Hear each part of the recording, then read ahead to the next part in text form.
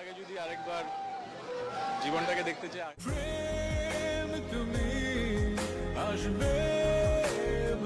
দ্বিতীয়বারের মতো বিবাহ বন্ধনে আবদ্ধ হলেন তাহসান খান। পাত্রী তার থেকে বয়সে কত ছোট জানেন?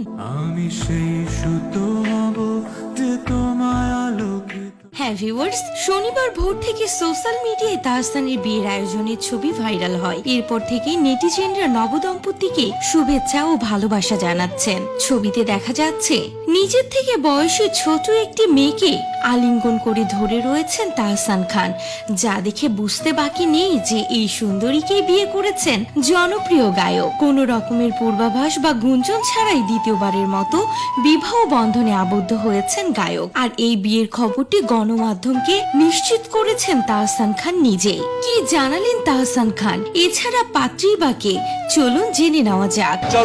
আগামী 10 বছরে একটা জানা গেছে পাত্রীর নাম রোজা আহমেদ। তিনি নিউ ইয়র্ক বিশ্ববিদ্যালয়ে পড়াশোনা শেষ করার পর সেখানে রোজাস ব্রাইডাল মেকওভারের নামে একটি রূপসজ্জা প্রতিষ্ঠান গড়ে তুলেছেন।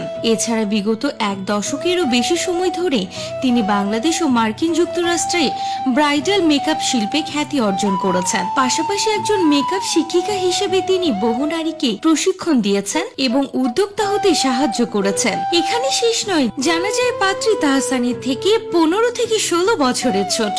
ভোর থেকে সোশ্যাল মিডিয়ায় গায়ক অভিনেতা তাহসান খানের বিয়ের খবর ভাইরাল। তবে জনপ্রিয় এই গায়ক অভিনেতা বলেন এখনো নাকি বিয়ে হয়নি, এমনকি কোনো আনুষ্ঠানিকতাও হয়নি। একটা ঘরোয়া আয়োজন ছিল, সেখানেই নাকি এই ছবি তোলা।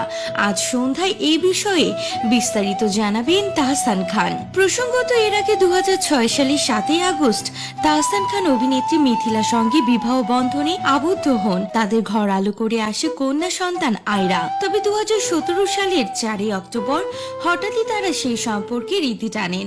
এক যৌথ বিবৃতির মাধ্যমে তারা তাদের বিচ্ছেদের ঘোষণা দেয়।